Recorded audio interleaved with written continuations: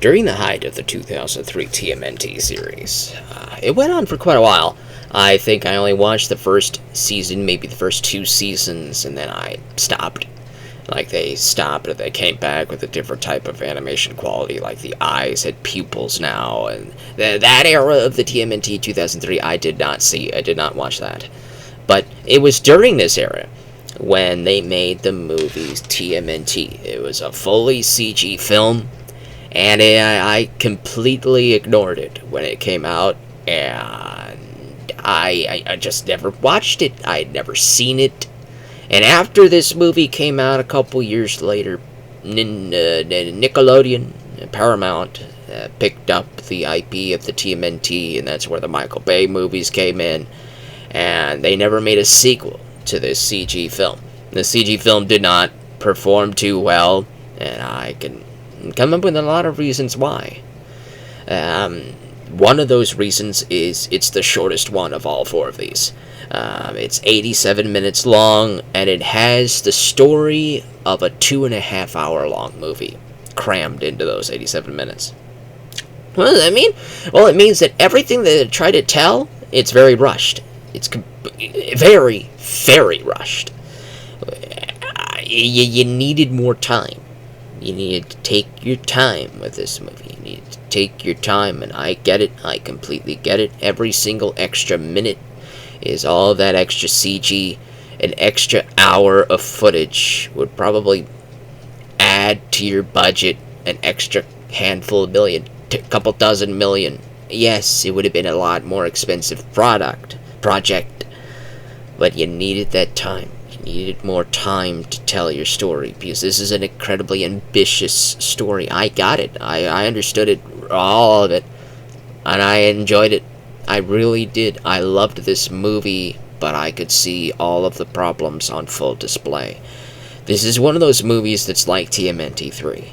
It had potential to be absolutely incredible. It had the potential to reinvigorate its everything, but it got too ambitious for its own good. It didn't have enough runtime to tell the story it needed to tell, and of course it included way too many characters, many of which most people who only saw the first 3 movies and didn't see the 2003 cartoon, or even most of the 80s cartoon, will know who many of these characters are. For example, I think her name is Kyra or Karai.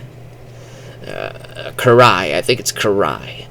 She's the current leader of the Foot Clan. The Shredder has died. Who the heck is Karai? Well, if you watched the 2003 cartoon, you'll know who Karai is. But if you've watched only the 3 movies here, which apparently some people think that this 2007 movie is the 4th film chronologically in this set, but that has to mean during the interim after TMNT 3, we met Karai at some point, and we had a lot of stuff going on with that.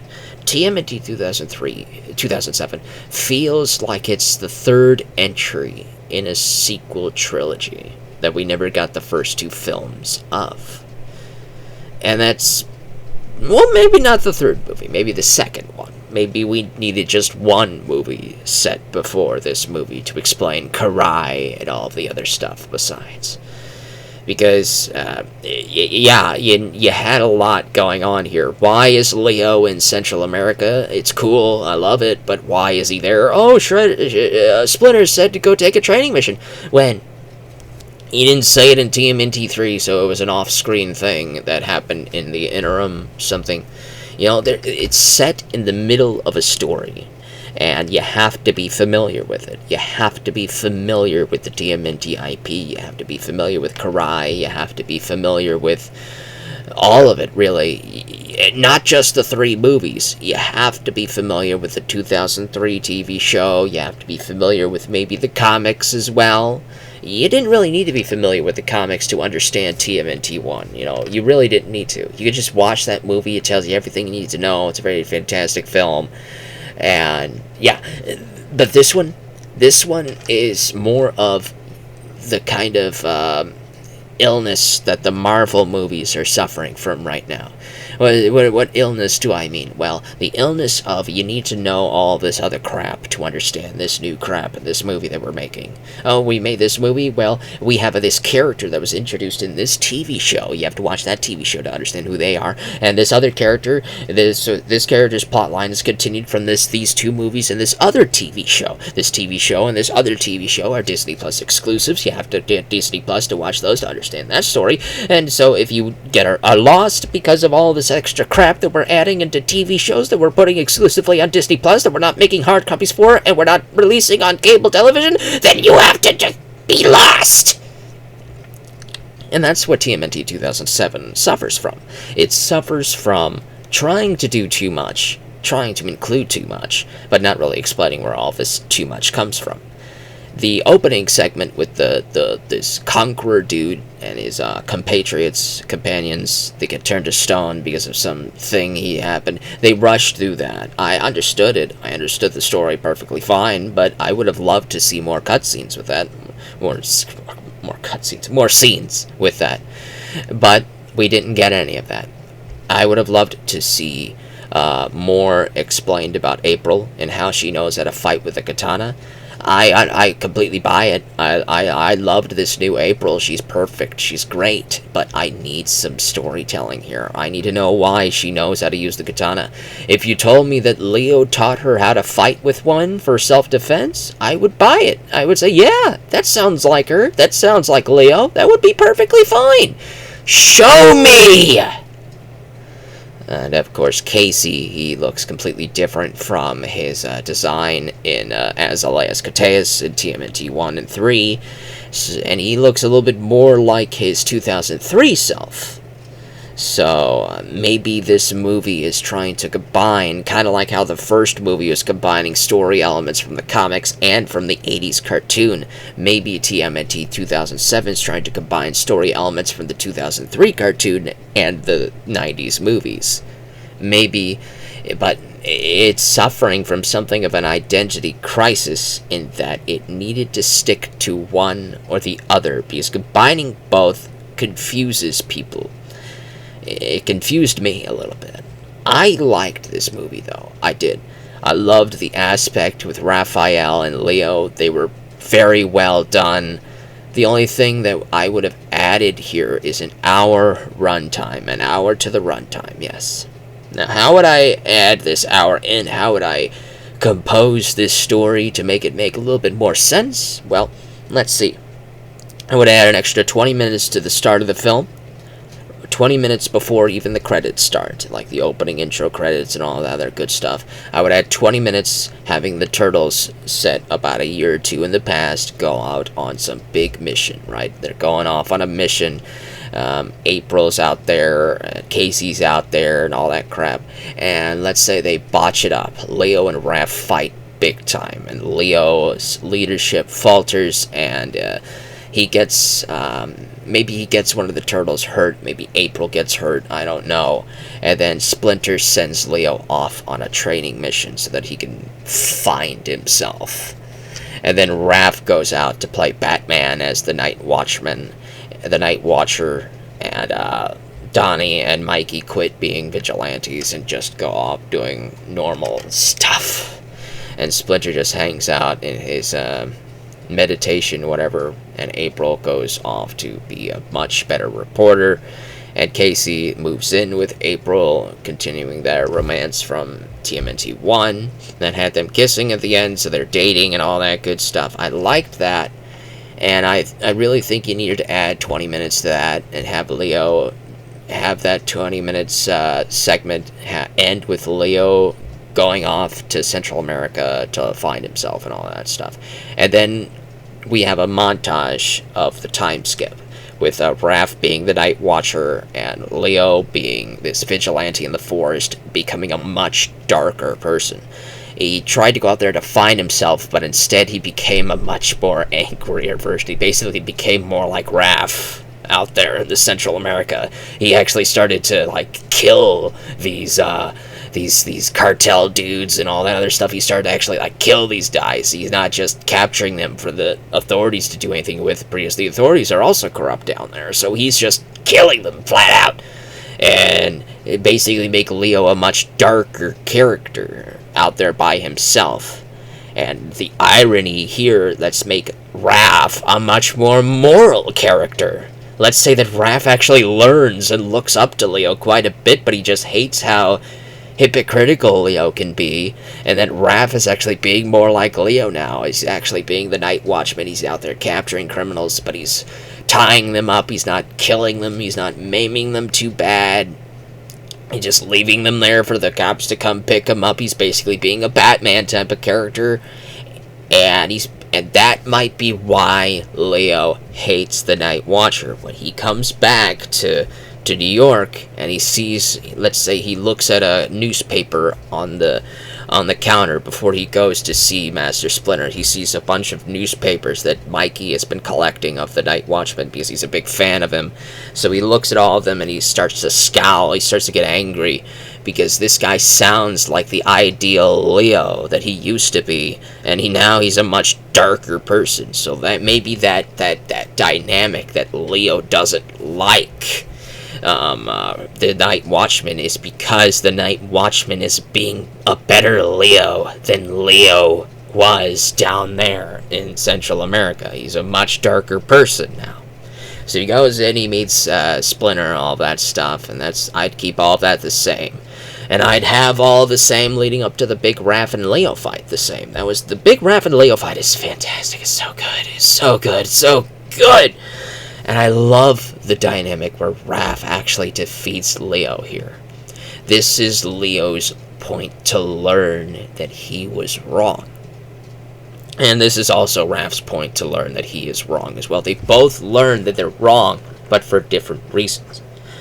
Raph and Leo need each other to balance each other out. Raph actually became a much more moral person because of the person Leo used to be.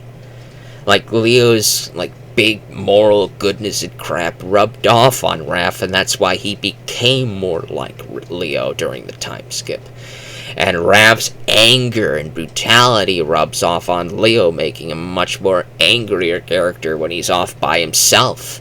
And their personalities balancing each other out were not able to do too much good for both of them when they're separated, and that they work better when they're together. I think that would have been a much better way to tell that story. You needed to add some time, add some runtime, explain what happened before they split up, and maybe explain that one of the turtles taught April self-defense. Maybe just add a single line of dialogue, having Leo say to April, "Hey, you're learning katana pretty well," and April said, "I had a good teacher." And that would have been all you needed to do. You just add that dialogue and say, "Hey, Leo taught her how to use a sword," and we'd be perfectly fine with that.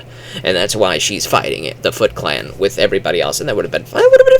I would have been okay with that because she's actually pretty good with it. And of course, Casey is pretty fun here. He just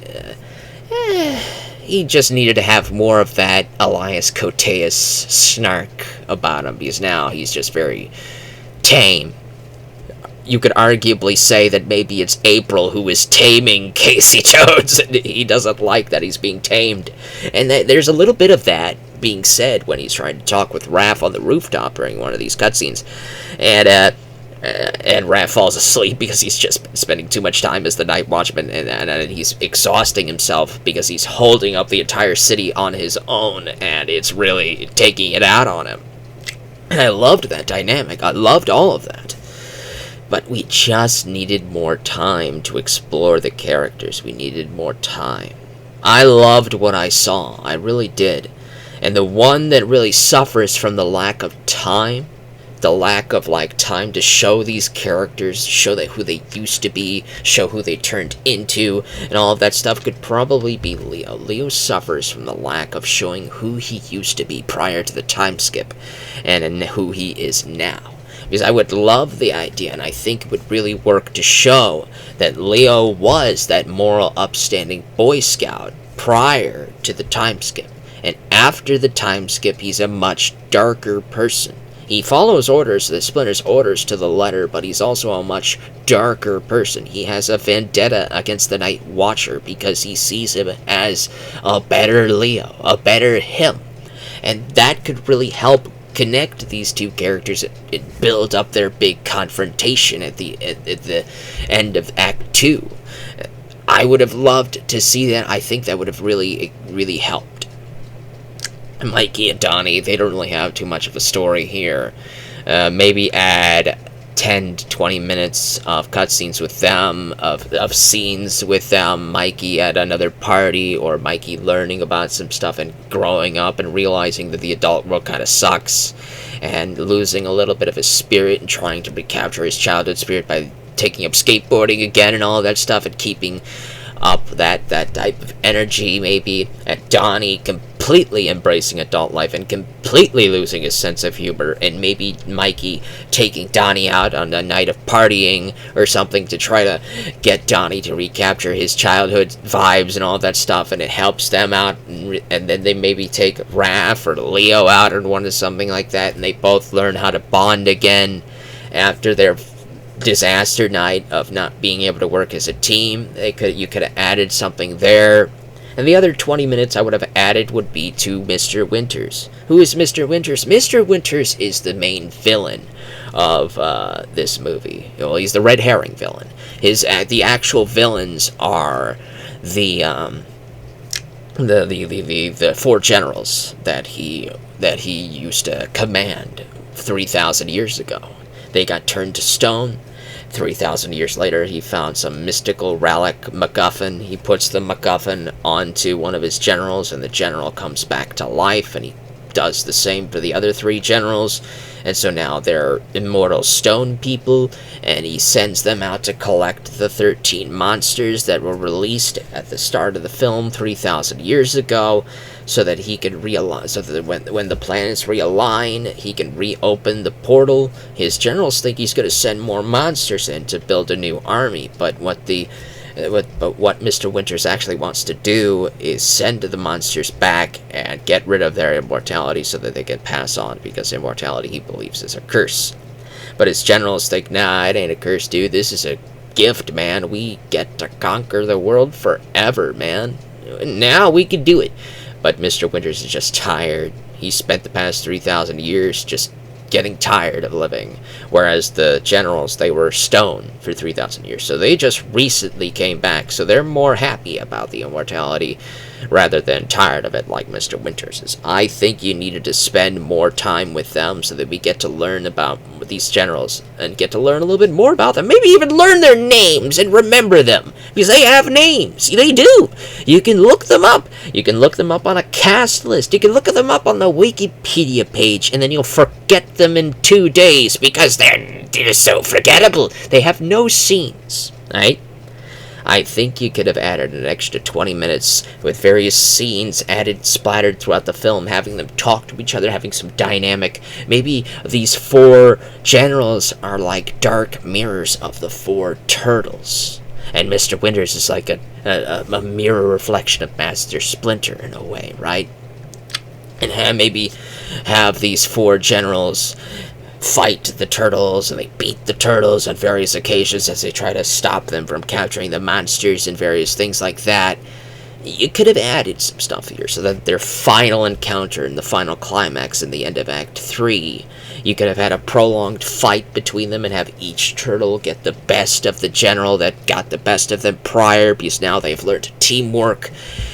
You could have done some stuff here. I would have added an hour's runtime to this film so that you can have more time to tell the story that I know is there. This film had the potential to be fantastic, to set up another film and another film. This could have been a reinvigoration of a series of films. It could have put this company that made them, what is it? What are they? Imagi Entertainment? Imagi Studios. Yeah, they could have put them on the map. Chris Evans is in this film, man. Lawrence Fishburne does the introduction. There's the voice cast is absolutely jam-packed full of great stuff here. You could have done they could have done a whole lot better, and I know the potential is there because I really enjoyed what I saw. I just wish I saw an hour more footage, because I know if you put that extra hours footage in there, 20 minutes here, 20 minutes there, 20 minutes there, to build the dynamic between the characters, you really could make the best of everybody get put forth onto the screen. I do think so. TMNT 2007 is good.